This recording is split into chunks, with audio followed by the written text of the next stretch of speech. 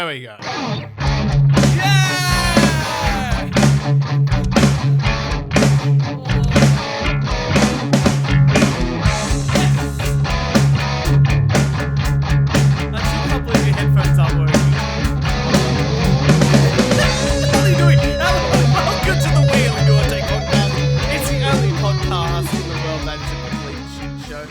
Turch, and with me is my co-host, the CEO, the man with the itchy back. What the? Like, it's really fucking itchy. What the fuck did you do? I don't know. Ladies and gentlemen, if you have the image I have is that he's used the door frame or something. Jesus Christ! I'll keep the people entertained. The image that I just got was as soon as I hit record, this guy starts rubbing his back onto the back of his chair. In a craze, in an absolute craze, but he's returning to his seat now. Thank goodness we have him. This is proof that we only do one take. We only do one take. Yeah, that's right. I don't know what else. It's really itchy. What'd you do to yourself? I don't know. It just got itchy. Anyway, hello everybody. Oh, you're back. Hello. We're back in the studio. Thank goodness. Thank goodness. Which is excellent. It's good to be here again with you, Turch, even though I've got an itchy back. Yeah, we always get back into the studio. We didn't do any live streams on the weekend. We were busy with family stuff as usual. But we're hopefully going to live stream the end of the conspiracy theory video this week with our good friend Trash. I think it's going to be excellent. I think it's going to be phenomenal. I think it's going to be the fantastic sort of I think it's going to be amazing. We have a fantastic episode. I know in advance we've got a great episode today because the podcast consultants are back. Yes, that's right. The podcast consultants are back. We have a fantastic podcast to review. I think it's going to take up a majority of our show, to be honest. So I'm going to get straight into the rants. All right, he's got a rant. The rants are what people want more than anything else. They want to hear the anger. So here we go. My Fitbit watch. It's here. Yeah. I've got one of those fabric bands instead of the rubber. Now you're not an Apple man. No, I've got Fitbit. Yeah, Fitbit. You're an Android Fitbit. I don't want to show the world. I want to tell the world that I'm conservative with my money. Correct. I don't want to excessively pay for an Apple Watch or an iPhone. Yep. Even though they work beautifully together. I've never had an issue with my Android. There's no issues. There's no problems. But you don't want to be one of those people. I've never had an issue with my Androids ever in the history of that. We've had issues with your Apple laptop recording. We've never had an issue with my laptop. Well, no, it's probably been me. Don't blame Apple. Blame me. So if that's the case, then I'm going to blame Apple. Okay. But in the band here, one of the little sleeves to put the to put the other side of the band through. Yeah. Was falling off. I thought, I'll just super glue it. Okay. I'll just super glue it. Didn't have any here. When I went to my parents, I'm like, guaranteed, Dad, in the garage, gonna have some super glue. Yeah. And I mean, him being, 30 years ahead of you. Yeah. Has likely got the supply of super glue. He's probably got 4 or 5 super glues that have sort of been used. And I was about to say, another one. Yeah. 4 or 5. Yeah. 1 unopened and 3 in various levels of completion. Yeah. Because obviously he's gone, I can't find the one I just used. I'll just open a new one. But he finally condensed it down to one snap seal bag full of super glue. Very organised. But various levels of use. Okay. I'm very proud of him nonetheless. So I pull it out. I'm glad, because I just whipped that off the top of my head without ever seeing your dad's garage. That's exactly and I'm so glad that was correct. He's got so many things like that. Like, it's a spool of wires, and one's half, there's a full one, there's a half one, there's one that's like 3/4 because he forgot that he had... I feel like as society, as more people live in apartments, right, then and buying, it's harder for us to buy the traditional house with, land, that people are missing that growing up with the garage. I think so. And the tools. I think so. Like, I don't own many tools. I own some basic sort of stuff, Probably should buy myself a drill, but I just keep borrowing Dad's. Yeah. But I've got, like, enough tools to sort of fix things around the house. I've got some screwdrivers, I've got, like, some Allen keys, and I've got the bits and bobs. But in 30 years' time, when I come to inspect your garage, I expect there to be 3 to 5 super glues of different various levels. I think I've got that equivalent in guitar stuff. Like, here's a pack of strings, but like the third string's missing, but this pack, the second and the fifth and sixth are gone. Right. But technically together they're one pack. Yeah. It sort of works out in the rub.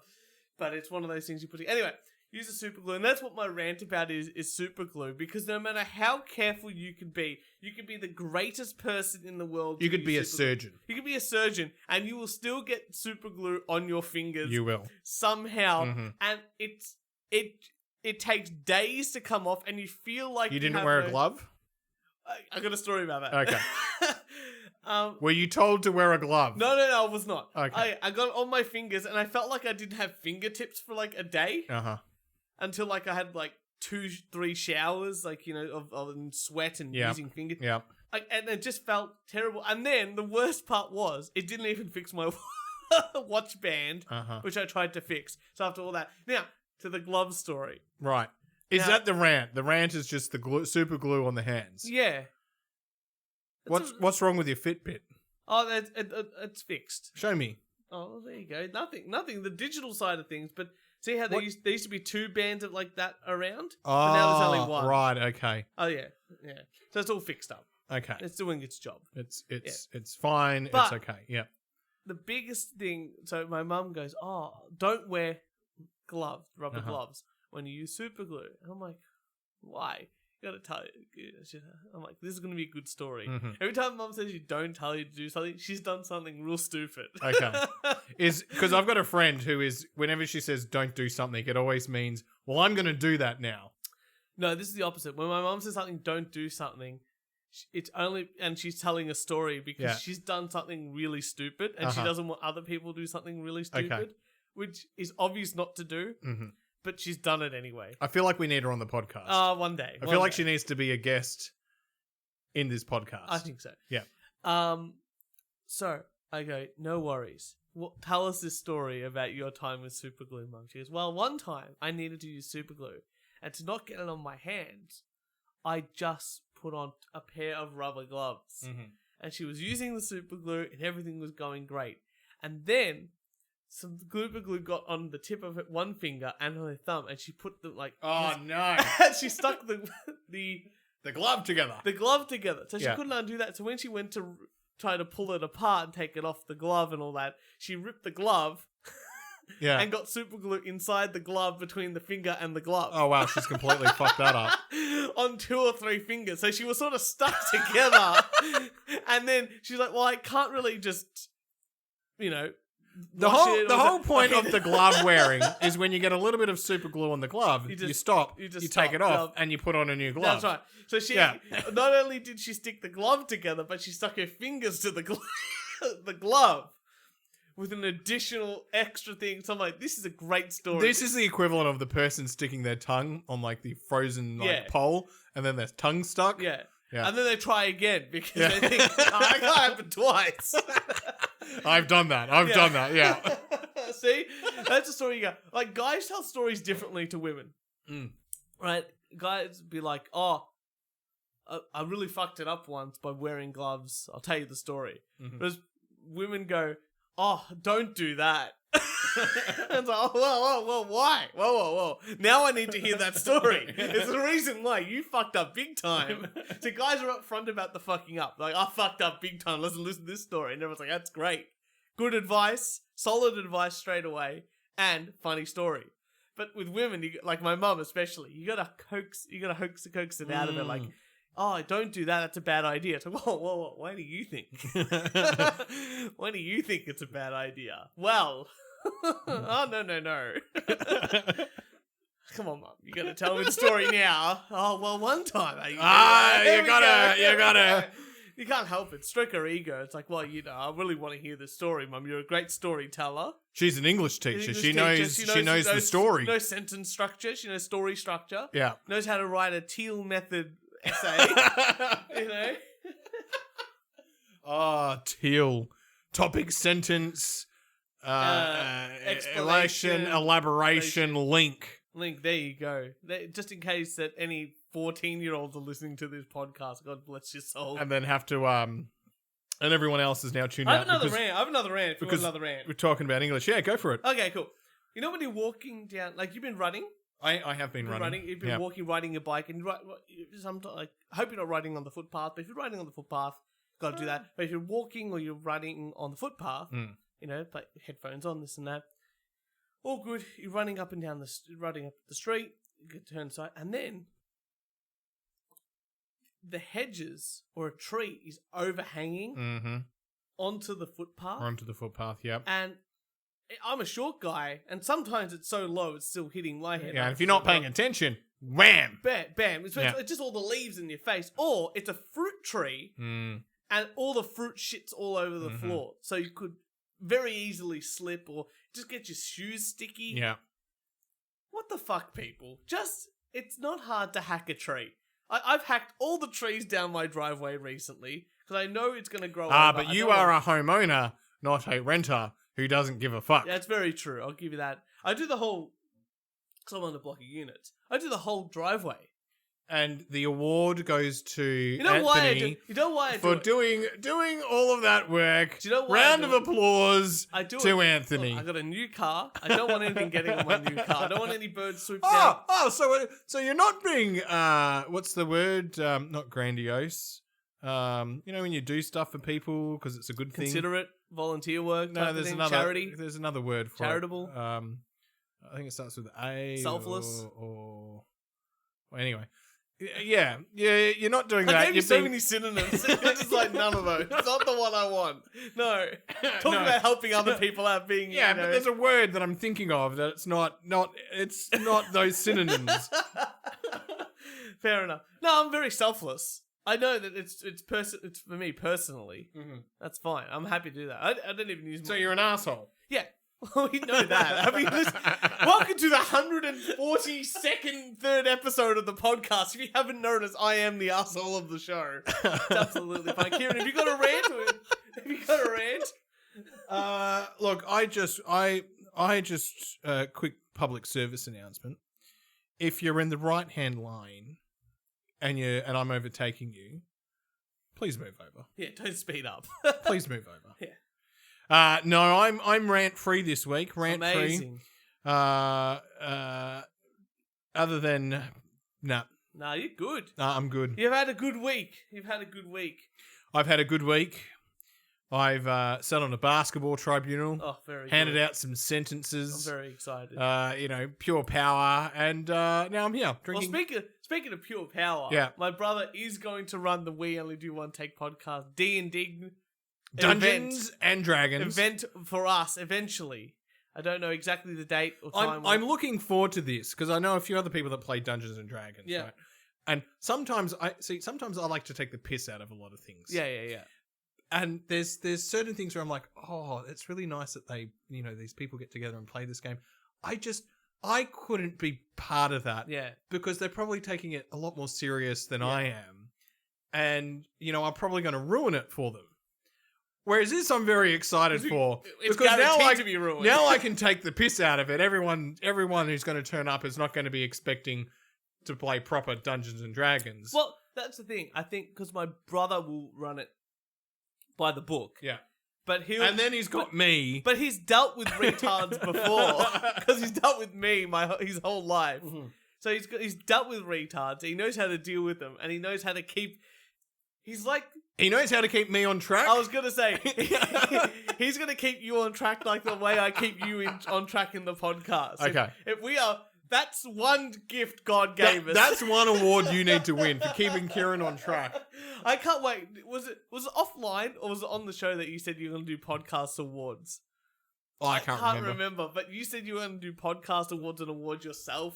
Yeah. An award? Yeah. You should absolutely, in the next 2 or 3 weeks, have podcast awards and just give awards out. This is like Cool Cat. Have you seen Cool Cat? No. The guy. I've seen Cool Dog. No, Cool Cat. It's amazing. It's this guy. He makes these furry suit animal children's show. Right. Called Cool Cat. Mm-hmm. And Derek Savage is his name. Mm-hmm. And then he runs awards every year, the 420 awards. I'll show you a video later. All right. And he's just and the winner of the best, the coolest movie award is, and it's like an actual like big movie award, Yeah. but he's got no licensing for anything. And he's like doing it in front of like a green screen. It's probably better than the bloody Oscars. It's funnier than the Oscars. Oh, that's good. Only 9 million people watch the Oscars or so. That was the viewership. Do you know, I watched a little bit of it. Fuck me. It is the most boring. The Oscars 10 years ago were like, it was the shit. I was having a look at some of the stats. Like 10 or 15 years ago, like 30, 40 million people would watch it. Now it was under 10. It's because it's become too preachy, too boring. Like, they're going to cut the music on really early. You know who needs to host it? Bill Burr. I don't think... They need to get some comedians that Actually, A, can't be cancelled, and B, that don't give a fuck. You say that, but... To bring in the viewership. But you say that, but Bill Burr was almost cancelled. You can't cancel Bill Burr now. Well, the reason why he was almost cancelled, because he was announcing an award for the MTV Awards. And he couldn't say some of the... They gave him, like, the Latin names to say. Like, the best Latin artist. Oh, he did the not the MTV Awards, he did the Grammys. The Grammys. Yeah, that's what I mean. Yeah. And he was saying the names wrong and people getting angry at him saying, like, oh, he's a white guy that can't say, like, this and that, he's racist, this and that. He doesn't give a fuck. Well, one, he doesn't give a fuck. Two, his wife is black.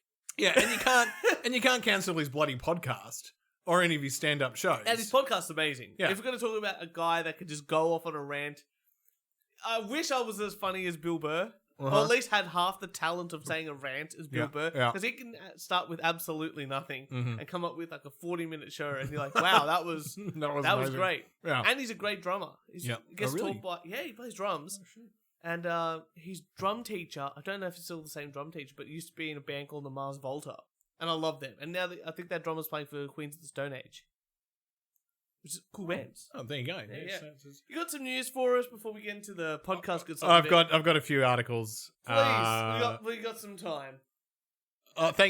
Thankfully, we've got all the time in the world because we're on the internet and can do whatever the fuck we want. That's true, but we don't want to bore the people, you know. An elderly couple. This is probably the best thing I've read all week, all month, all year. Be cool. It is a big call. Elderly couple uses military Morse code to escape from a Tennessee assisted living facility. Oh, wow.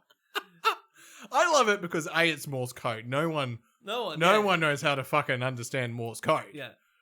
Right. And then B, they've escaped. They're stuck in this elderly home and they've gone, fuck it, we're getting out of here. It's amazing. It's like Great Escape type levels of genius. They listened and listened until the beeps and the bops finally made sense, and then it was time to go. A husband and wife briefly escaped from a secure memory unit at an assisted living facility by using military experience with Morse code to decipher and memorize the code to an electric door lock, according to the Tennessee Department of Health. The couple who have dementia and Alzheimer's are not identified. Wow. But they went missing for about 30 minutes before a stranger found them walking down the road 2 blocks from the facility. So that's amazing. They're in a dementia ward, so they're losing their memory. But they can remember all of Morse code. Yeah, because they probably learned that when they were like teenagers and the war, and it's just in that long-term memory. It's crazy to think that was a vital communication method back in the day. Yeah. Like that, it's like, you know, like dots and dashes or long beeps and short beeps. And you could transmit a message all the way across the world. Like that's insane to think. It's a little bit like phones today where you can ring up someone across the world. Yeah, I know, but you had to understand a whole other language. Yeah, you did. You know, that's like going, you're taking a phone call, but then also it's in Spanish. And then you have to translate it. And then it's not really like back and forth like we are now. It's like one side and then you read it and then you beat back. I feel like, do you know any Italian? I know enough. Speak to me in Italian and I'll speak to you in English. Oh, so I can't do that. I can understand it. I can't speak it in that way, you know. Well, you could have fooled me. That's true. But I didn't want to fool our audiences. Right. I've told but I feel like if you only spoke Italian to me and I only spoke English, you would still roast me. I still wouldn't understand the roast. and we would continue on. I must admit, I was at an Oktoberfest, and I was sitting on a table with an Italian, a French, and Austrian, I think, and they all speak different languages, and I spoke English, they spoke broken English, I spoke broken, I understood some Italian, French, Italian, close enough at some point, and we were all discussing the Champions League soccer. How did I know it was going to be soccer? And Jess, I was talking to these blokes like an hour and a half, and Jess was like, "Did you understand anything?" I was like, "Yeah, we're all on the same page about the soccer." Yeah. He's like, "That's amazing. That's amazing." Don't know about the finer details, but, Manchester United sucks. Well, who cares about Premier League? What do you have for us, Turch? Oh, I've only got one article because I really want to get into and I want your opinion because okay. This is a very psychological episode we've got for us today, and I want to start off with this. Yeah. Could someone who's proper anorexic be a model? Yeah. Do you think so? Or would have body confidence in general? Well, they could be a model. Would they have body confidence? Confidence in their body with someone who's been anorexic? Probably not. I would say not, Yeah. right? They wouldn't probably want to be a model because they're a bit shy of their look of their body, But if they're like properly anorexic, they're probably in hospital. Okay, good. Tess Holliday. Do you know who Tess Holliday is? No. Okay. She's what we call a plus-size model. Well, that's what they're called. And I'll show you a picture, and you describe to me if this is a person who's a plus-size model or not. But Tess Holliday reveals she's anorexic. This plus-size model says she's healing from an eating disorder after punishing her body over many years. So I'm going to show you a photo of Tess Holliday. Now you tell me, is this person here anorexic? Well, she's definitely plus size. Her legs are as big as my head. I don't think this chick is missing a meal. Anorexic people, they might throw up, but they definitely don't eat a lot to get to this body size. And I heard her on a podcast, and she said she's over 400 pounds, which is like 200 kilos. Yeah. That's more than two of me. Well, technically anorexia is you're obsessed with what you eat, and your body image. Okay, good. So let me show you a picture. So she could be. She could be. I'm going to show you another article. So she released this article. Yeah. So she was one of the first the first plus size model to be on the cover of Cosmopolitan. Have a look at this. Now read the headline. All right, so I've just re-googled the criteria. You've got to have low body weight. Yeah. Let's start with that. Yeah, right? yeah. Read the headline of this here. It's a video, but read the video. It says video. Bearing it all, plus-size model Tess Holliday poses totally naked with her backside to the camera for an impromptu photo shoot with an also nude male friend who is not her husband. Tess Holliday posts a video eating a cake of herself on Instagram to shut down society's perception of beauty standards. Okay, so she's been anorexic for years, and she's posting naked photos of herself with not her husband on social media of her eating an entire cake. Okay. Now, which part of this screams anorexic to you? The bit where she's eating the cake, the bit where she's on social media naked, or the bit where she's 400 pounds? Which part? Oh, look, Turch, it's very complicated. Or the bit where she doesn't match any of the criteria you just read out. Which bit of that is the anorexic bit? I'm excited to see her weight loss journey into being a normally functioning... She could be bulimia nervosa. She absolutely could be, but if she's got that much, she's going to have to keep a lot down. But she's not anorexic. That's definitely not anorexic. But she's in rehab for her anorexia. Okay. I'm very excited to see her progress, Yeah.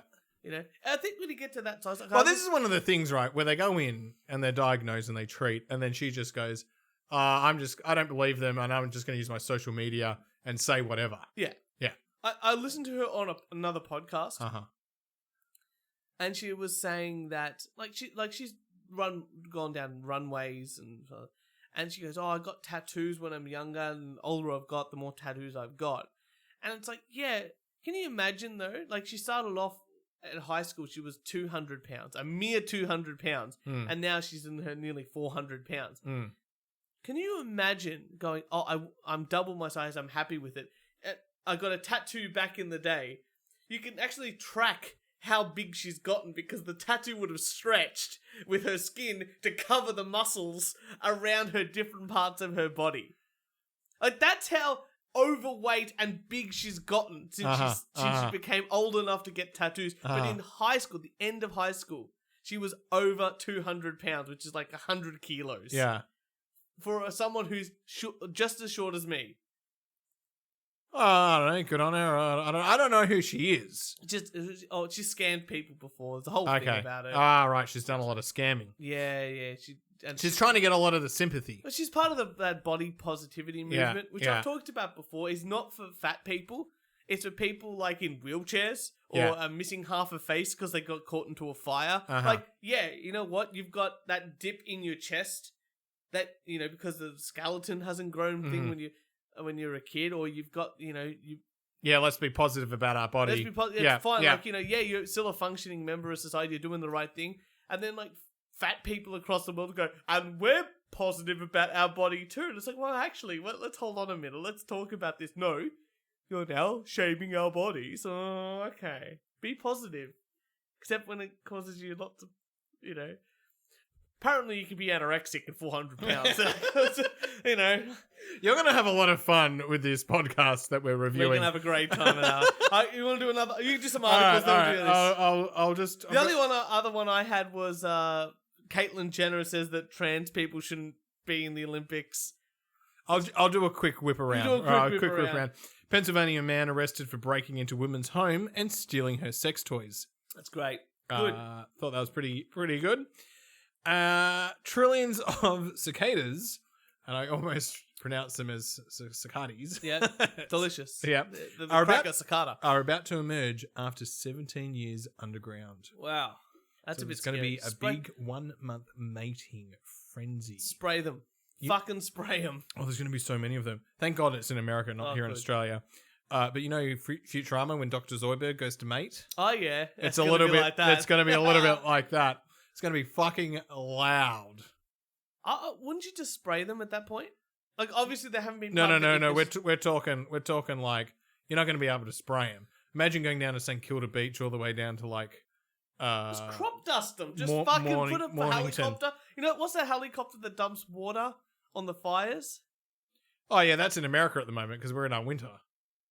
Yeah, no, but like we've got in Australia that helicopter that dumps water on fires. Yeah, they're not here at the moment. They're all in America. Yeah, good. Well, they've got those. Yeah. Just dump poison gas. Oh, that's what I mean. They're in America. Yeah, they can do that. Yeah, that's right.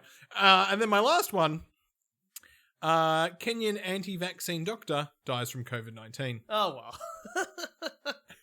I mean, you know, that's funny. If you're gonna go the way of the pandemic, I know India's doing really, really bad with the COVID recently, but how is no one's really talking about Africa? Yeah, like I'm sure Africa aren't like swinging around masks and hand sanitizer. And how are they doing worse than us, or are they doing better than us, or are they doing? To be honest, I have not paid attention. No, I've just carried on with my life. I told you it's a myth. And that's that. My sister's in quarantine. Yeah, good. I told her off for traveling interstate. It's pretty funny. And then she ends up in quarantine. So that's hilarious. Did I tell you that I almost had to do quarantine? Yeah, you did. It was offline. Off. Oh, right. There we go. We do talk before and after. Yeah, I know. Show. I can't remember. I can't remember what I said. Blur. Look, all I can say is thank God I was late because I was going to go into the Melbourne Airport terminal. Very exciting. But I was late. And so I didn't. So then I saved myself from 2 weeks of quarantine. Finally. Your lateness has given you one benefit. Kieran, you better put your headphones on because we're going to do something very exciting. We're going to do the podcast consultants bit of the show. But we have a theme tune. We have a theme tune. Yeah, ready? I thought to myself, you know what? I'm just going to play it. You tell me if you like it or not. All right.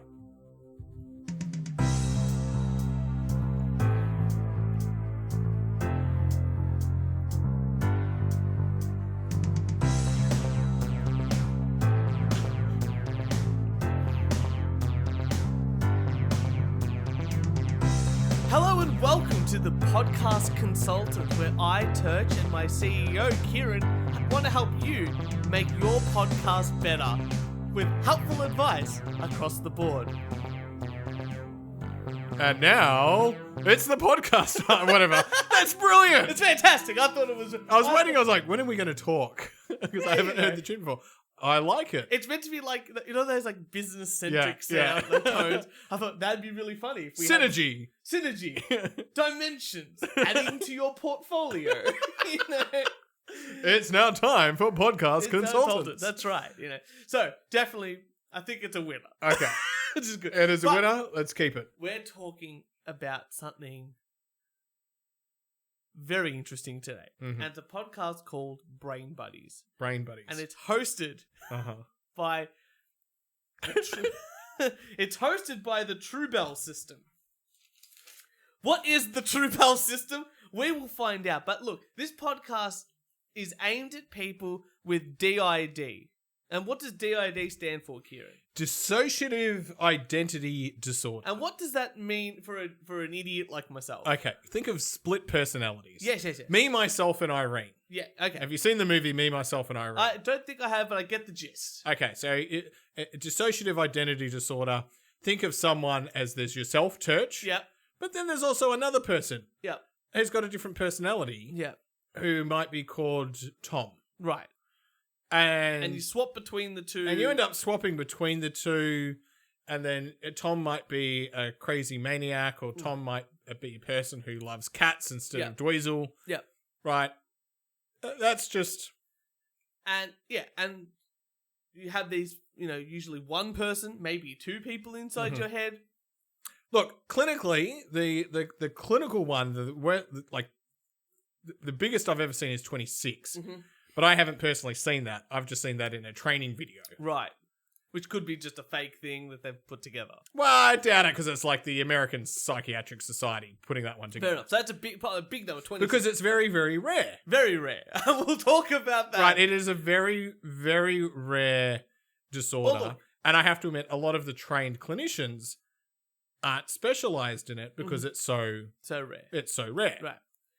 And I'm assuming it takes a long time to get diagnosed. It does take a long time. How long would you say it takes to get diagnosed with this? Oh, it's like 5. Like I've read between 5 and 10 years of sort of proper. Definitely over a year. Yes. Definitely over a year. Yeah.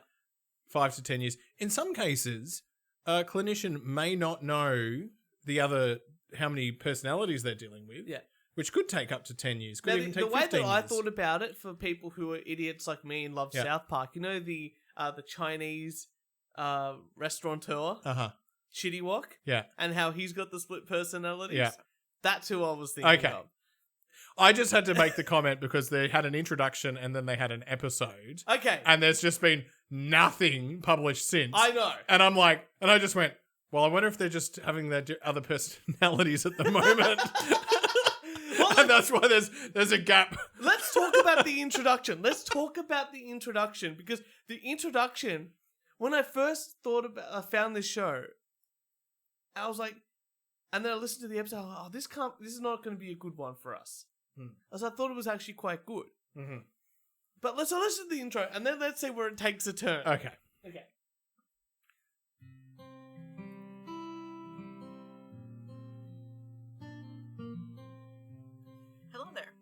Truebell system, and this is our podcast, Guilty by Dissociation. This podcast will be based around our own experiences as someone with dissociative identity disorder, DID, formerly known as multiple personality disorder, as well as the experiences of the many others like us.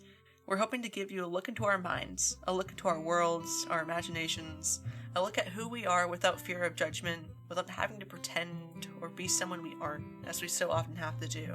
And so I say, for those seeking solace, welcome home. To those simply interested and willing to listen and learn, come on in. No, fantastic introduction. Fantastic, And yeah. off the bat, I'm like, maybe I'll actually get into this and really learn something. Because I like listening to random podcasts. Yeah. No, very, very nice introduction. I have to admit, the introduction goes for 45 minutes. It does. So, it does. The whole episode is introductions. Yeah. But then there's a second part of this, because this is obviously the pre-recorded bit of the show. This is the bit where it kind of turns into the echo chamber part of the show. Soon after we came to terms with our multiplicity, we sought out and found some support groups on Facebook. We created a Discord account in order to keep a virtual system journal and noteboard. Then eventually came Twitter, TikTok, and Instagram. Through these platforms, our alters began finding their voices, speaking their minds, and talking with other systems. While connecting with those with shared experiences, we didn't feel alone anymore. We felt seen. We felt valid. That feeling, having people to relate to who understand you in a way that no one ever has before, that feeling is addictive. Okay, so straight off the bat, I'm like, wait a second. So you, instead of like going to seek help and discussing this and figuring out why this has happened, or if this is real and you're just not making up imaginary friends, which they talk about later on, funnily enough, you went on the internet and found a bunch of people who also thought that they had this illness, and you keep in contact with each other and almost play pretend with each other. Well, I gotta admit, like, I'm being, on the flip side, if you've got a disorder and you can find other people like you, good, go for it. I'm all for that. Absolutely. I'm not saying not, but I think in this case here, they're all just validating each other and saying, yes, absolutely. And especially the way they're going to describe things later. Sorry, I'm just going to say this in the front. I'm listening to this going, okay, we'll get there in a moment. They're all talking, but I'm listening and going to this. But if they've all got DID, how do I know that it's a real personality? Yeah, I know. No, there were so many questions. Okay, so this is hosted by the, let's just say, so they had this beautiful introduction, pre-recorded. Brilliant. Fantastic. Big tick. Now, problem is with this show is that there's a guitar playing in the background. Turn the music off now. Oh, no music ever again. Background music, fade out. Always. Yeah. So definitely get rid of that in the background, or have it like way lower in the mix. Put your voices way up. No, I'm a person who says get rid of your music. Yeah. If you're there to talk, see, if you're doing transitions, you can have a bit of music. Like a little podcast consultant speak. Right. Yeah, okay. I agree. Well, this is the worst way to start a podcast. This comes out straight from the pre-recorded bit, which sounds fantastic, straight into their Zoom call, which they've obviously just ripped and just put together in the audio software. This is exactly how it starts. So after all that beautiful introduction, this is how it begins. Brainwash the singlets. Brainwash the singlets. All right. I'm literally shitting on the floor. I cannot. Did you say I'm shitting on the floor? Yes. They also say at the beginning... I missed that when I listened to it. They also say at the beginning, brainwash the singlets. Now, at the beginning, I'm like, because a singlet's at like a top. But like, no. I had to look this one up. A singlet is someone who only has a single person in... Like us, Kieran. Regular people. Right, we're singlets. We're singlets. Okay. Whereas they are systems because they have multiple people in Got them. Very good. So let's say their introduction... After the pre-recorded introduction, let's hear their actual introduction. In the Zoom call, we have 4 bodies and probably over 1,000 people. It's a great old fantastic time. 1,000 people? But that's 250 people in each person. That's what they're implying in this. Yeah. Kieran, I can't even be bothered taking care of myself. I call BS. I call so much bullshit straight. They said, we got 3 people in us. Okay, I'm sort of buying it a little bit. Yeah. When you say there's easily 1,000 people on this phone call, mate, man, you can go absolutely get fucked. Yeah. Is that what triggered you to be being like, this might not be... Yeah. Okay, but the important question is, with these 1,000 people on the phone call, who is the host? Mm-hmm. Let's find out. Okay, who's going first? Truebell? God. I elect you. You're literally the host, but okay. Yeah. I'm not, though, is the thing. Like, I'm literally not the host. the Of the podcast, Truebell. Now, the great bit about that part of the show is that it reminded me of... Do you know who Abbott and Costello are? I'm thinking of Tony Abbott and Peter Costello, right? The politicians, No. which I don't think is who you're referring to. They're like a comedy duo from like the 1940s, 1950s, and they had this bit about baseball players and who was on each base. Right. And this reminded me that their sketch of that reminded me of this group of people discussing on who was the host of the show. Let's have a listen. Oh, sure. But you know they give baseball players nowadays very peculiar names. I know, a lot of funny names. You know, like Sticky Fields. Sticky Fields. Goofy Dan. Boopy Bobber. Booby Bobber. I know all of them. Well, let's see now. We have on our team, we have who's on first, what's on second, I don't know's on third. That's what I want to find out, the guy's name. And then, That's what I want to find out, the guy's name. I'm telling you, who's on first, what's on second, I don't know's on third. Now, Abby, you going to be the manager of the baseball team? Yes. You know the guy's names? Well, I should. Well, now you tell me the guy's names on the baseball I team. say, who's on first, what's on second, I don't know's on third. You ain't saying nothing to me yet. Go ahead and tell me. That's funny. It's a classic. It's That's a classic great. sketch, right? Yeah. And that's exactly how I felt. Now, Kieran, how many hosts on the show were there? Okay, I thought 3. The other 3. Okay, there's definitely. But I say 3 because at the time I was listening to this, Niall was yelling at me. Perfect. Well, Probably- Niall was the fourth person. Probably about the bins. I've heard about the myth. That's the story of the guy. There are 4 hosts of the show, so let's find out. The first one is the True Bell system, who end up being the host, as we say, of the show. Let's find out about this Host one of the podcast. of the podcast. Not host of the Person. The personalities, yeah. I'm the True Bell system. We're a system of 60 plus alters. We're a traumagenic system and we're currently pursuing diagnosis. I have no idea who's currently fronting, so I'm really sorry. So this person here is hosting the show, this True Bell system. There's 60 people, and they have no idea who's being the person in their head speaking on this podcast. Mm-hmm. Perfect way to start a show. I'm a little bit skeptical. Now, I'm not saying DID isn't a real disorder. No. But I'm a little bit skeptical if you've got 60, how do you keep track of 60? Amazing. And how do you know you've got 60? How, like, because if you're any of the other personalities, Yeah. the whole thing with DID, right, Turch, is the clues that start to tell me that you have DID, and they do talk about this, but the clue is when I start going to you like, oh, what did you have for dinner? And you go, I didn't have dinner. And you're like, I was with you. Yeah. You had dinner. Yeah. And you're like, I didn't. Like, you're just adamant. So people with DID have a lot of this time disappears. Yeah. They can't remember anything. No. At all. And they do talk about that. I didn't take too many clips of that because that sounded pretty legit. Yeah. But 60, I'm a little bit skeptical. Okay, let's just say, I don't know, even every day you have to swap between these 60 Like I said, alters. do you know when I said at the start, the American Psych Society, the video and the training that I have was like 26 was an extreme. Amazing. Right? Well, we're going to find out more because we've got the next person here who's the Rotunda system. Now, the Rotunda system is a little bit different from the True Bell system. Yeah. They actually know who's hosting Okay. at this point in time. So let's have a listen to that. We are the Rotunda system. We are a traumagenic, undiagnosed, pursuing diagnosis system of 23 was the last head count, and I counted maybe 2 weeks ago. So by God, it's somewhere in the 20s.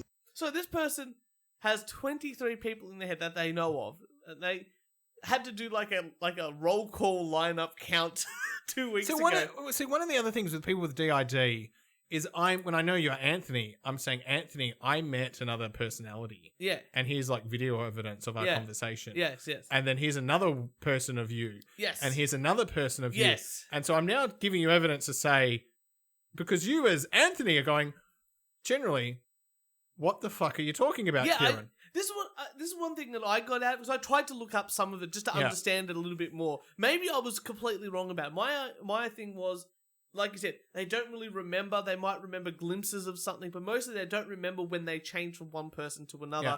And then people don't really interact with each other, and they all don't live in a society in their head together to push someone through. Usually it's a complete split where they're not like two people in the same room type of thing.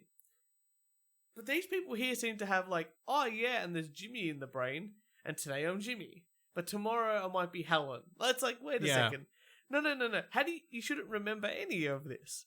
How can you know who you are, but also know that you're not the host? Or you're not this person, you're not that person. Or you have other people in your head. Now talk about that. So far we've got 60 people we'll say, and we'll give it the benefit of the doubt and just say the 25.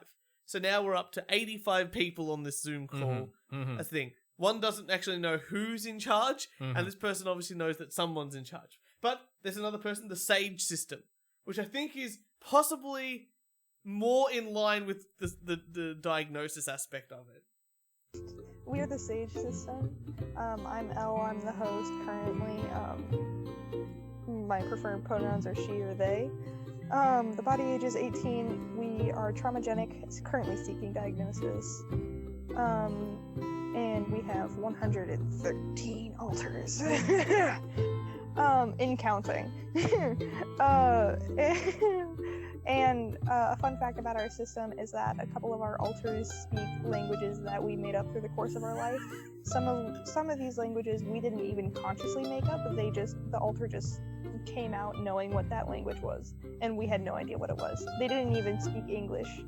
So, this person has 113 people in their brain at all times.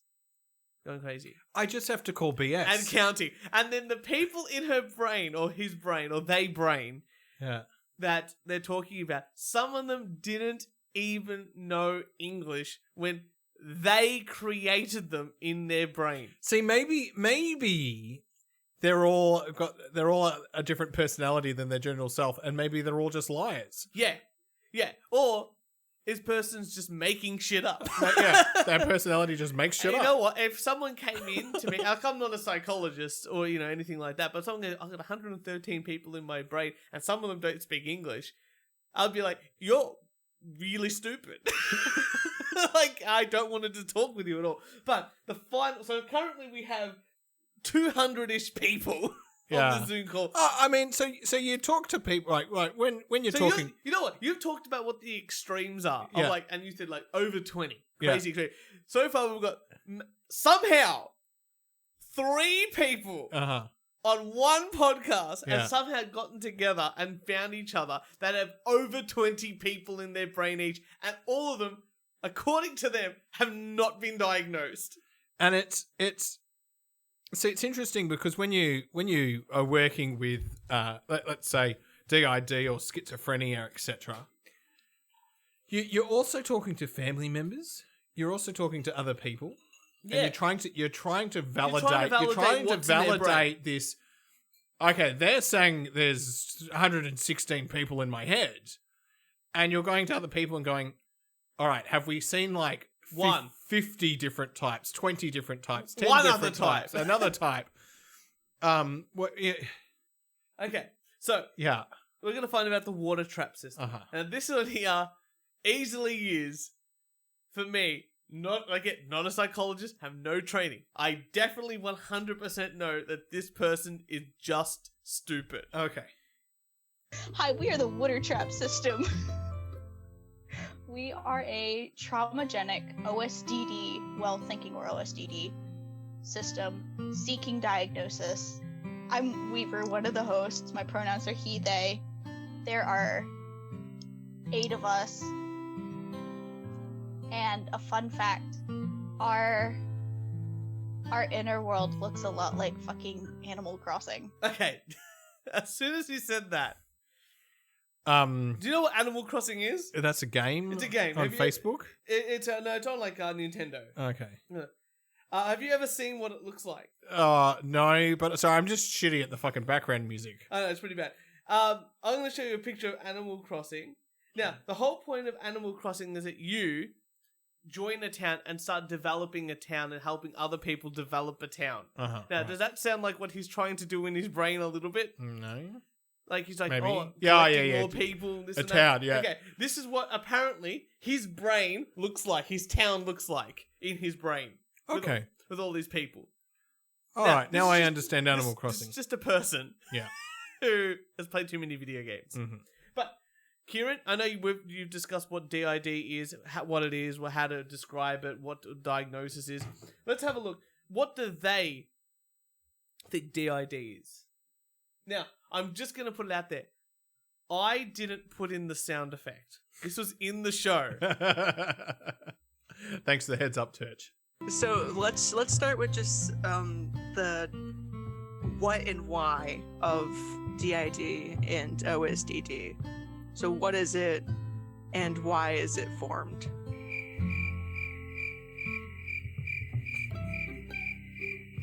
I swear to God, I did not put that sound effect in there. If you go back to the episode and listen to it, they put in that sound effect. So someone is actually editing these shows.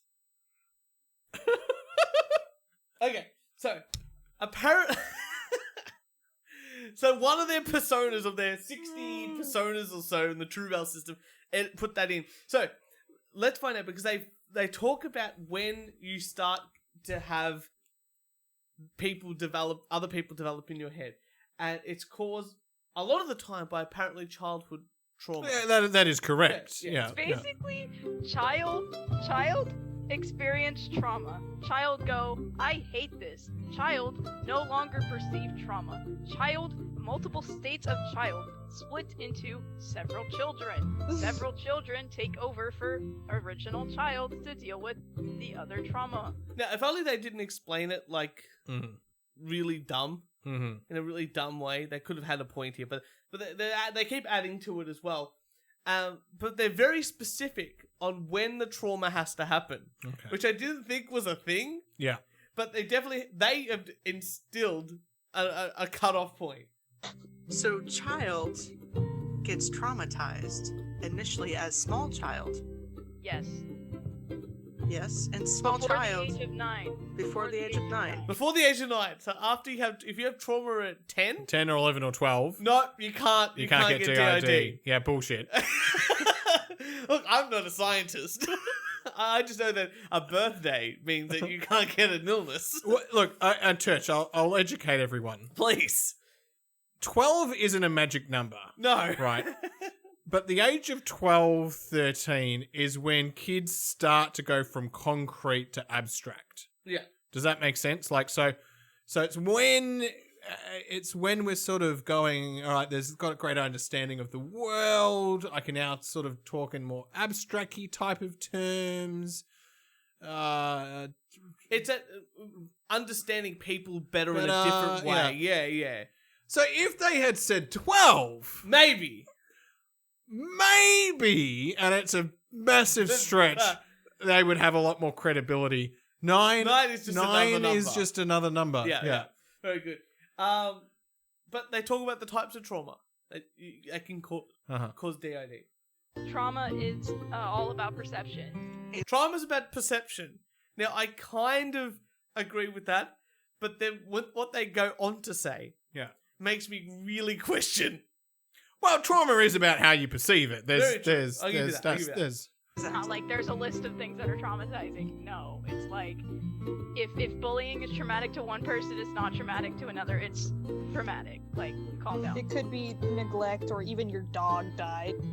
Okay, I'm gonna put it out there. If your dog passes away and you need to create 400 people inside your brain to deal with that, I think there might be something a little bit messed up other than the DID aspect of your brain. Well, there's a little bit more messed up than just the dog dying. Yeah, that's right. I think there are other factors. I can't, so realistically, if trauma could be anything, someone can call you a name once. Technically, that's bullying. Yeah. Someone can go, oh, you're smelly. And technically, your brain can go, under the age of 9, whoa, I need to create 400 people. Yeah, that's what they're saying. There's probably a lot. There's generally a lot more going on. See, this is the thing, right? Kids don't have a lot of control. No. And one of the big, one of the biggest things is they stop eating. Yeah. Or they're very fussy about their food. Yeah. Because they can control that. They can't really control a lot of other things. Yeah. Or, there's so much stress is built up. Then yes, this DID, they dissociate. Go into another world because they can't they can't go to the shop and pick the food, they can't control. If they're being bullied, they've got to go to school every day because mum and dad take them there. Right, there's a lot. So there's elements to that. Well, one of those things is like there's elements that they can't control, but these people talk about different things that happen to them, and it doesn't sound right at all. And I've got an example here. I have a question for you guys then. Oh no. Did you guys experience the thing before you figured out that you were a system? That, oh yeah, these are my imaginary friends. They A, talk back to me, and B, control my body sometimes. So obviously, this is what her feeling was. She had these imaginary friends that controlled her body. Now, the great thing about this is the response from everybody else. No. No? Well, I had the talk to me, but not the they control my body. Because once again, DIT. Yes, and you know what? Yes, and on a podcast, just go. Yes, I gathered that. Not exactly that, but something like it. Like, oh, then there's your validation. Yeah, and no, your I love it. No, credibility. because I just come back to DIT. You don't remember. Well, There's time lapses. So this is where I get a bit confused about these other people controlling their body. yeah, Now- and they still understand. Now, there is a thing called disassociation. Yeah, Right, not DID, where people feel like they have these out-of-body experiences. yeah, Which that's what that sounds like. it does. Kinda. Well, look, this person here has. But one I'm of like, those- that's not split. That's not like the split personality. No. Well, this person here experiences like memory loss. We talked about that at the beginning of this sort of segment. But they experience memory loss. But let's listen to the clip, and then I've got an opinion on it. Okay. Or it's kind of like what you might experience when you're driving on the highway, or you're in the passenger seat on the highway. You pull up onto the highway and you're going along, you get up onto the ramp and you're driving home, and next thing you know, you're already at your exit and you don't know how you got there. That's a form of dissociation and amnesia that often occurs with us. You don't know how you got there, but you knew you were driving the entire time. Okay. They're saying that they don't remember things, just like you were driving on the highway and suddenly you're at home. And you don't remember how you got there. Yeah. Now, I'm going to tell you something very Uh-huh. special, Kieran. Uh-huh. I've never driven home somewhere and not remembered that I went from A to B. Mm-hmm. Even in my most tired, angry, whatever feeling, I'll always remember that, yeah, I drove that, or something reminded me of that driving experience. What they're talking about here is someone who actually has memory loss or dementia. Well, no, but Turch, people, and I've experienced this as well. I've been driving and then all of a sudden turned up at a destination and gone, fuck, I don't remember. Like, I know I was driving, I just don't remember it. I've disassociated with it, right? Yeah. Especially when I lived out in the country, those long 45-minute drives, right? And you're like, oh shit, I'm here.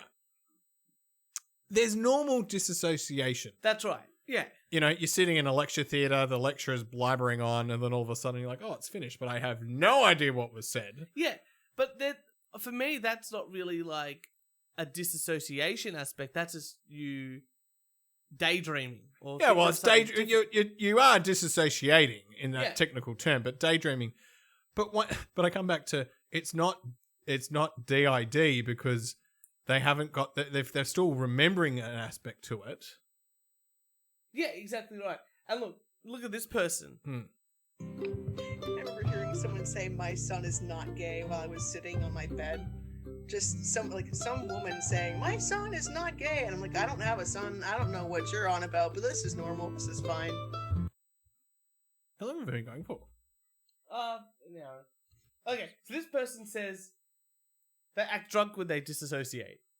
Whenever I dissociate, I have been told by like my friends and my boyfriend that like I act like I'm either A, drunk, or B, extremely delirious, and like my speech slows and everything. They're like, you drank something. I'm like, no, I didn't. I literally just don't know who I am right now. So this person acts drunk when they disassociate with themselves. Has it? Well, that I believe what she's saying there because she's saying I don't know. Yeah, I don't know a bit fine. Yeah, but the fact that she acts drunk every single time. Yeah, for me, it just means you're an asshole.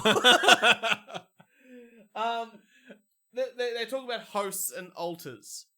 You know, and this is what we talked about at the beginning of the show. Uh-huh. So, a system is the body itself, the entire group of alters. And the alters themselves are the different parts, the different fragments that have split off from the various traumas and stressors in the body's life. So that makes sense. Okay, so you've got the host, which is like, you know, is me. Yeah. And then I've got alters, which are in the background. Yeah. And sometimes they swap out. Perfect. You know, so this person here is special. So the host is the person that deals with the day-to-day life.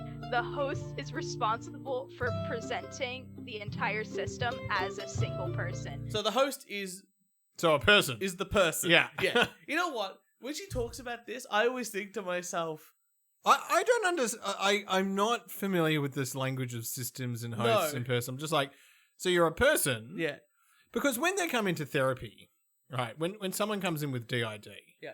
let's just say they've got 4 different personalities. Mm.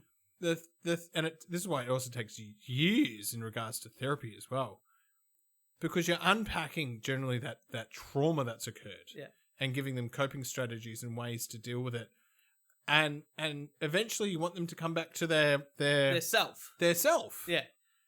These Because people these seem other- very happy these with other- everyone else. Well, the thing is that these other personalities and everything, it causes distress. Because how do you maintain personal relationships? How do you maintain family relationships? How do you maintain work? Which is even crazy to me. 'Cause How do you maintain one of them study? says they have a partner, one like has a boyfriend. I'm like, how the? I would rather date many chicks with one brain than one chick with hundreds of people living inside her. You know what I mean? Yeah. Like, let's be straight here. Yeah. But this person has a host. Like, they do the day-to-day sort of thing. And then they have all these alters. For me, Well, the human body has to eat and shit. do you remember in Seinfeld? And George is like, there's at home George. And then there's work George. There's work George. There's independent George. And they can't cross the street. That's how I'm thinking.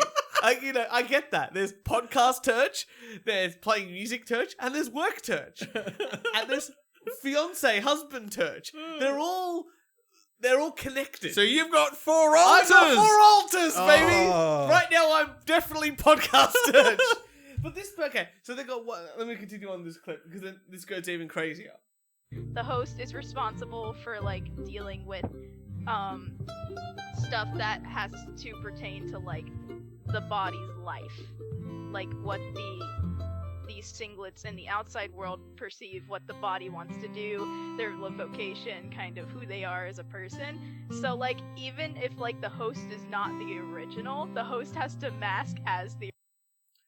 Okay, so this person continues on. Oh yeah, and some systems can also have more than one host. I haven't seen it often, but like my system has myself, who's host and original, and Carly, who I mentioned earlier. She split off from me when I was 14. Okay, so this person here hasn't seen it. So someone in the DID community says, I haven't seen it very often, but I, the special snowflake that I am, have 2 hosts. I'm very special. See, I'm now starting to go, all right, 2 hosts is a way of saying I've got two people. I've got 2 people. Yeah. What the fuck are these alters? I don't know. But we've got definitions for them later on. But this is the like special snowflake one upper society. So this person's gone like, oh, everyone has one host usually. Or me. Huh. I don't know about this. I don't know about you. But I'm special. I actually have I have 2. I did pretty good. But this is the what. You know what? If only they were into sports. You know what I mean? Like, Michael Jordan's like, I'm going to become the best. I'm not going to win 1 ring. I'm not going to win 2 championships, 3. I'm going to win 6. You know? And then, he's like, no one's ever done that before. I'm going to win 6, like 3 back-to-back twice.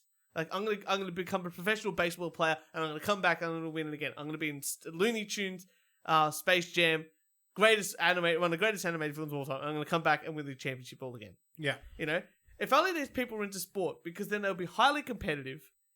You know, I'm glad they're not in the workforce, obviously, but they'll be highly competitive with each other. Because listen to this. So this person's got 2 hosts, amazing, and they're saying, I haven't seen that very often, if not ever. I'm the only one I know that has multiple hosts. And then this is what the next person says.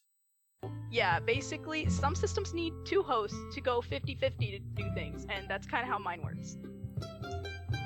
We have 3.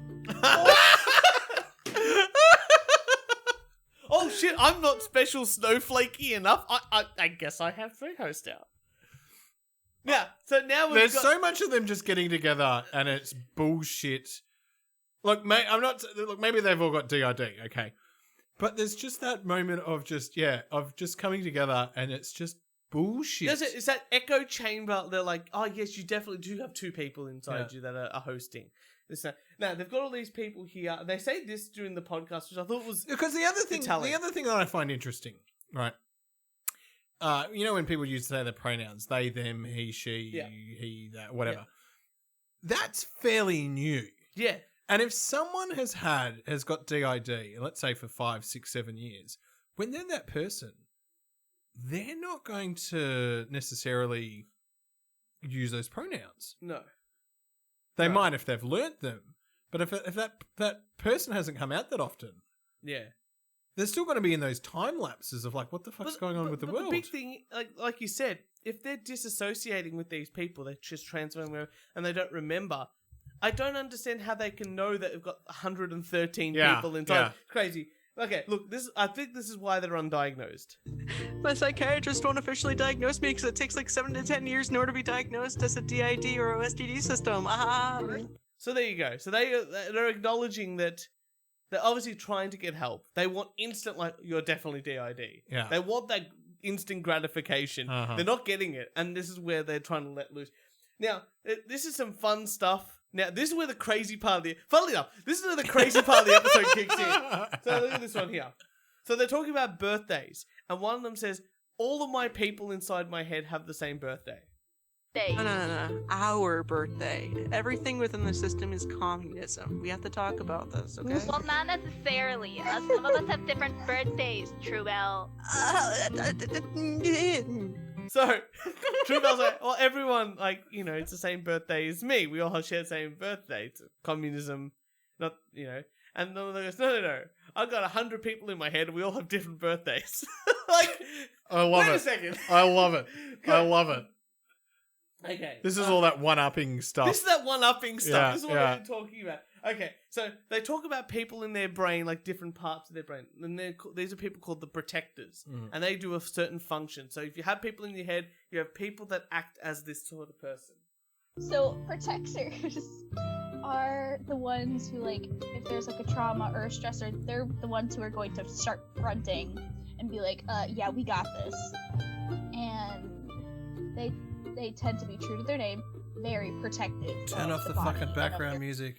I know. Sorry. I know. It's just killing me. So the protector part of the brain, or the person, protects people from the trauma, like takes the initial hit and keeps everyone calm and all the other people calm and sane, right? All good. Yeah, this is just another part of your brain. This is just another aspect of your person. You gonna pee? No, I've just... the headphones, they don't reach. I've got to move the thing for it. There we go. This is just another part of your personality. Yeah. Like, you know what? Sometimes I have to be brave. You know, sometimes I have to be, have courage. Sometimes I have to have a brain. Sometimes I have to have a heart. Sometimes the straw person needs to have a heart. That's what I'm saying. Like, it's that cowardly lion, straw man, tin man. Like, the tin man needs a heart. The cowardly lion needs a bravery, and they don't really need they already have it. They just need like a token to say that they've got it. Like the cowardly lion gets a badge, like the tin man gets at the clock that's a heart, and like everyone coming out of university, the scarecrow gets a degree. Turch needs written jokes for him. That's right. We understand. Alright, so have a listen to this. They talk, and they've got 1,000 people on this show, and none of them listen to each other. I came back and you were on the last sentence of that, and I was like, wow, I dissociated. Bye. No, I think pretty sure I dissociated while I was speaking. Like I mentioned CSA, and my brain was just like, ah. So one person goes, whatever you were saying, I wasn't listening because I disassociated for that time. And the person just wasn't listening. Yeah. And the person goes, while they were talking, yeah, I disassociated too, so I didn't even wasn't They're all trying to just making sure that, no, it's me. Okay, so let's talk about the next type of people in their heads, the caretakers, which I found fascinating. Caretakers are the parents. They usually take care of the littles, or they like take on a nurturing role to other alters who are not as emotionally stable or like mentally or physically stable. That's really it. Caretakers also can, in the front, can take care of the body as well, like food, making sure meds are taken, all that. So they've got people in their brain that act as caretakers, and they don't take care of the host. They take care of the other alters in the brain. Do you know who I want? Do you know who I want to come onto this podcast? This person? Tyler. Yeah. The adult baby diaper lover. I know. He just seems. He's amazing. I He's just a great bloke. Yeah. I love that bloke. Definitely check out that episode. Okay, another type of person, the gatekeepers. Now, gatekeepers go into this whole. I've got to admit, right? I have been studying psychology for a long time, and I work in psychology, and I have been in this field since 2008. Yeah. I have this is the first time I'm learning about. I'm pretty sure they're making all this up. Gatekeepers, it's like their own thing. Alters. Yeah, okay. So let's talk about gatekeepers. Let's go. So gatekeepers oftentimes manage the inner world. For us, she's almost like a godlike figure, only on the inner world. Let me emphasize, only in the inner world. She is able to control everything that goes down. So when an altar is created, when an altar takes control, she's able to control what the inner world looks like. And the inner world is this imaginary world within the brain where altars live and it can interact. So it's all imaginary. It's got an imaginary thing. You've got hundreds of people in your brain, but you've got this omnipotent being that actually isn't taking care of the body, just omnipotent being of the people inside your brain. This is the part, like I said, the show only gets more stupid the more you look into it and the more you listen to it. So, Turch. I disassociated then. Oh, it's great. You don't even need to listen. Okay. Oh, I thought you were going to one-up me. Kieran, my whole life has been disassociated. I set you up for the one-up. I know. It's like you I can't even do it. I don't even have the fortitude to even validate their one-upping methodology. But here we go. So the gatekeeper. Have you ever played a video game called Five Nights at Freddy's or know what it is? I've played Mario Kart 64. I'm very impressed with what you can do. Yeah. And you're not even that good.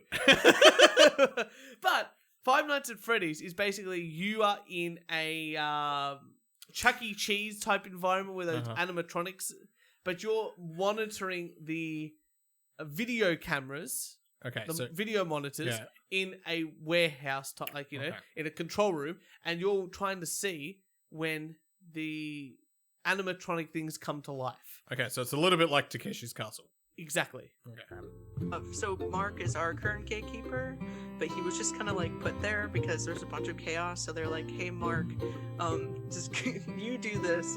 And so he kind of took on kind of like a Five Nights at Freddy's office situation where he was like pressing buttons to keep certain things out. And it was sort of like that sort of thing. That's what he knew, and that's what kind of the mind kind of. So this person made a character in their head. And this person was doing a different job. And then the host said, "Hey, Mark, actually, we don't need you to do that job anymore."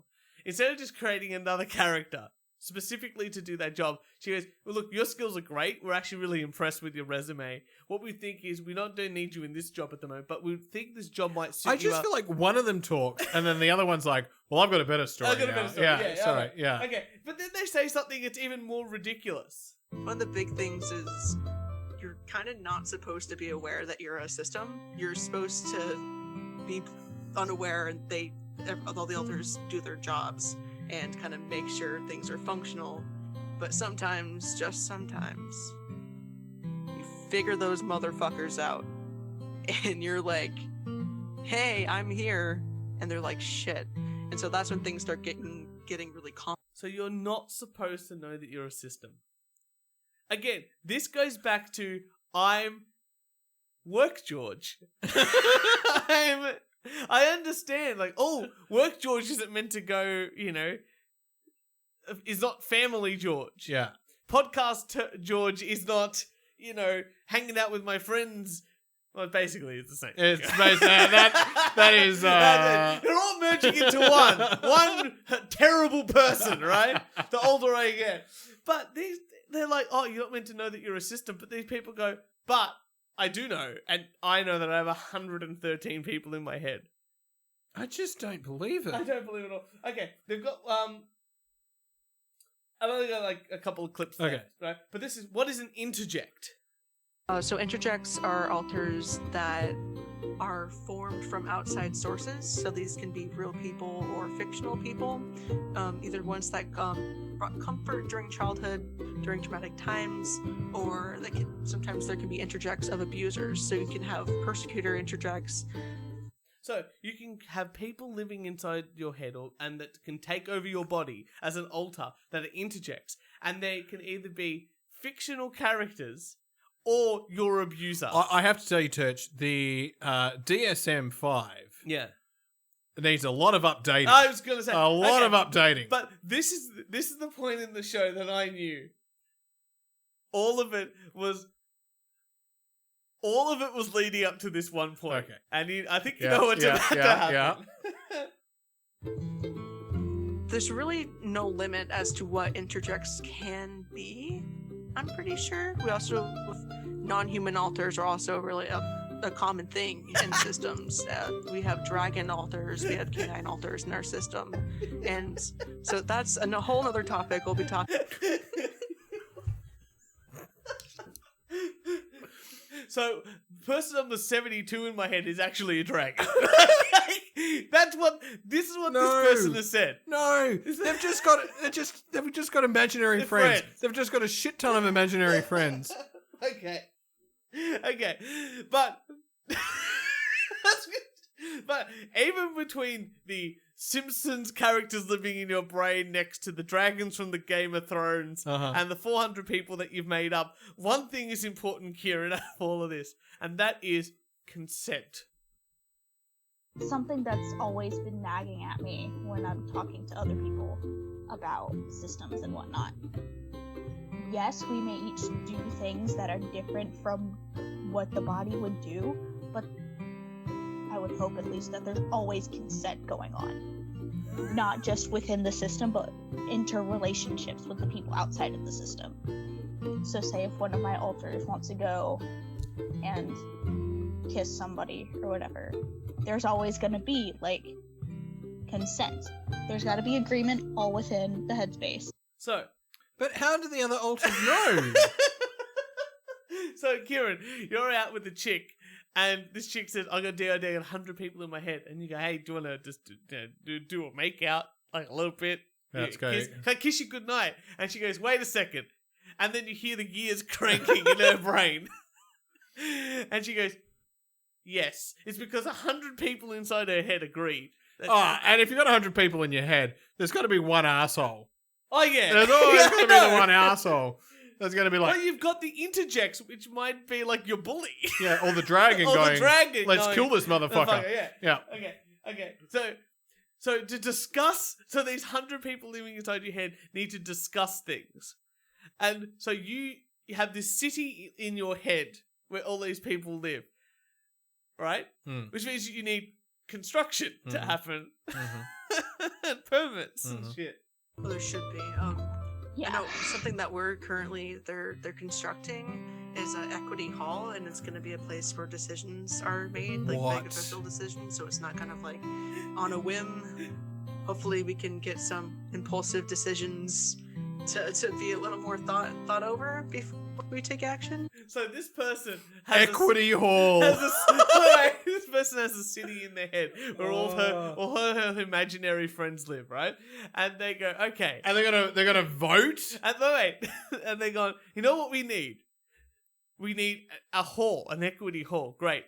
And you think to yourself, okay, well, it's my brain. I can do whatever I want. I can just will things into existence like a magician. And her idea is, no. These 100 people, some of them must be construction workers and engineers because we're currently under construction in my brain. No wonder she needs 100 people. It's because 50 of them are doing construction work. And you need a lollipop guy. You need an engineer. And there's a lot of construction. There's a quantity surveyor. She needs a government to pay the construction workers. She needs like the brick company to make the bricks and the concrete. She's got like 15 wogs in there yelling at each other about the concrete. Yeah. They got the upholsterers for the chairs they're going to put in. It's going to take forever. It's a multi-million-dollar year-long project. You know, they've just got the permits, obviously, to bulldoze the land. There might even be some asbestos on the land. Oh, They're gonna cause some no! issues. Don't you say the asbestos word. But can you imagine, like, okay, like, he's like, build an equity hall in your head, and you're like, okay, I can see it. Like, you think yourself like a big, you know, old, maybe like an old, like the state library type thing in your head. This person's like, no. I'm going to start construction with these 100 people. Amazing. Okay.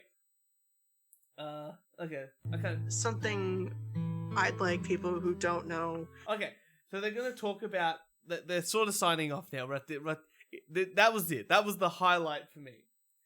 Amazing. But they're going to talk about some of the things that they wish other people who don't understand DID really knew.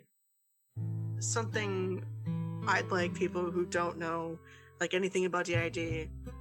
What I wish they knew is we're people too. Well, you're not one people, you're 100 people. You're a system, aren't you? You're a system. Yeah. Because that's what you kept referring yourself to as a system. Absolutely. With alters. But Absolutely. no, you are people, yes. Yeah. All right. So, next one here. What they want people to know. There are very, very, very few limits as to what DID is. There's very few known, and a lot of it is based on the imagination of the child when this was all occurring, or the imagination now when you're splitting, or stuff like that. There are no limits. No sort of animal that an alter can't be. An alter can be an item. So, let's go one step further. Not only can in your brain an alter be a dragon that takes over your body and suddenly you're going around the place. Suddenly, you can finally be Kieran, your favourite Simpsons character, the inanimate carbon rod. Oh, I can be a carbon rod! We love the rod. Yes, one of my alters who's helping build Equity Hall is going to sit on the council is the inanimate carbon rod. I think you might have a little bit of trouble getting the inanimate carbon rod to vote. Or to understand the issues that are in thing. And that makes sense now when they say, my alters don't know English, because one of them might be an inanimate carbon fucking rod. Alright, now they say something here that I know is definitely not true. A lot of people have this disorder. It is as common as people having red hair, so we're everywhere. Okay. No, you're not. Red hair is between 2 and 5% of the population. It's very rare disorder. 0.0001%. Has to be something stupid like that. Okay. How's this one though, Kieran? Mm-hmm. I'm going to diagnose you right now. I think you might have DID. I know you don't think you might have it, but I think you do. Some people may not even know they have it. Now, if you've got 100 people living in your brain, Yeah. I think that, and you black out for long periods of time, I think you might know that you may not know that you have DID, but you might know you have a inkling of something that might be wrong with you that you need to get checked out. Oh, here we go. This is a non-credible. Oh, here we go. Yeah. Even better. This is a credible source. Less than 1%. Less than 1%. Less than 1%. That's what I'm saying. I'm going to go less than 0.1%. To like that as a professional statistician, I'm going to go with that. Now, this is how I know there's people aren't very smart. There are positive triggers and negative triggers. There's no limit as to what triggers can be. They can be the littlest things, they can be big things. There's positive and negative triggers, so I don't know what Discord sound just went off, but my brain just got completely wiped clean. Okay, so she hears like a Discord thing, which is like a Skype kind of equivalent type thing, right? And she's totally wiped out. She has no idea. Mm-hmm. You know what? If she was really smart, she would have, sorry, I just disassociated. But she didn't. She got completely distracted by a bell and whistle. Yeah. Okay. But it seems like just standard memory loss is just standard not listening. It's like, oh no, I disassociated. No, you could have just not been paying attention. You just didn't pay attention. Yeah. You're on your phone, you're in class, you're on your phone, or you just zoned out. One girl talks about on the show that she couldn't see. She was blurry, and then she got glasses and she still couldn't see. But she was just like not looking at the board anyway and not listening to the teacher. I'm like, you're not disassociating. You're just not doing school well. Not interested. Okay, but at least they end the show with a very positive piece of advice. Yeah, and if you haven't showered today, go take a shower because showers are healthy, as a matter of fact. There you go. That's a great I way. will go home and have a shower. Thanks to this podcast here. So, Kieran, Thank you. I'm gonna reach out to this system, the Truebell system, because they put their email address and their Twitter handle. That'd be great.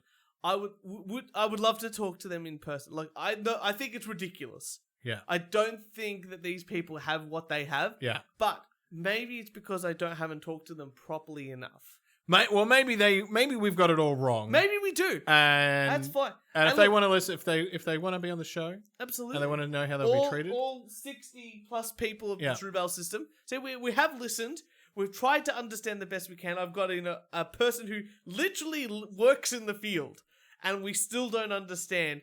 Obviously, you know better. You know what? These people here, and this might be maybe a little bit crazy, but these people here are the anti-vaxxers of the psychology world. Right, yeah. You get what I'm saying? Like, they've got, I'm self-diagnosed, I have this illness. They don't get help, and when someone will come along and go, actually, I think you're being a little bit stupid, they're like, well, you're stupid because you haven't done the research. I see your point. I see your point? Yeah. Maybe it's not as strong as I thought it was, but there's definitely that air of like, I'm above this because I've read all about it and I've talked to like 5 or 6 other people that say they have it too. Look, let me end with this. For a health professional to give someone a diagnosis, it's a very serious thing. Yeah, I would hope so. It's a very serious thing. And a health professional in their right are going to be conservative and take their time. Of course they will.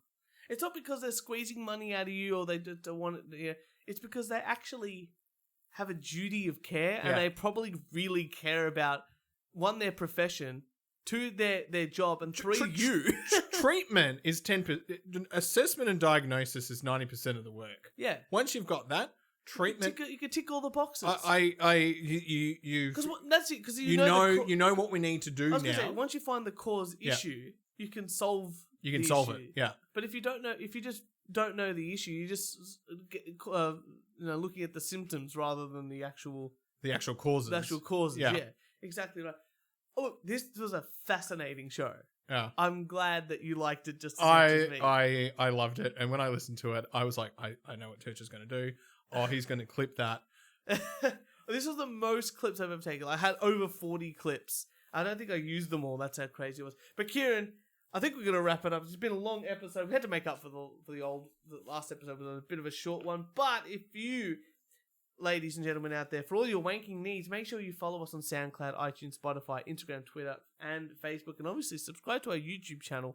It's a heap of fun. And if you'd like to send us some hate mail, and join us on the live streams. Join us on the live stream. It's so good. And if you'd like to send some hate mail, a death threat, or a rant, record it on your phone and email us at weonlydowonetake@gmail.com.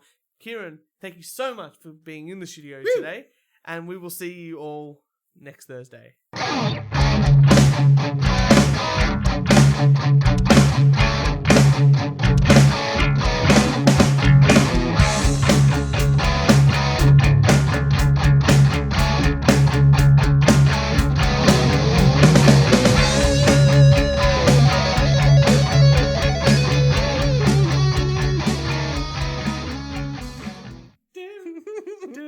By the way, loving the theme, the sound, the tune.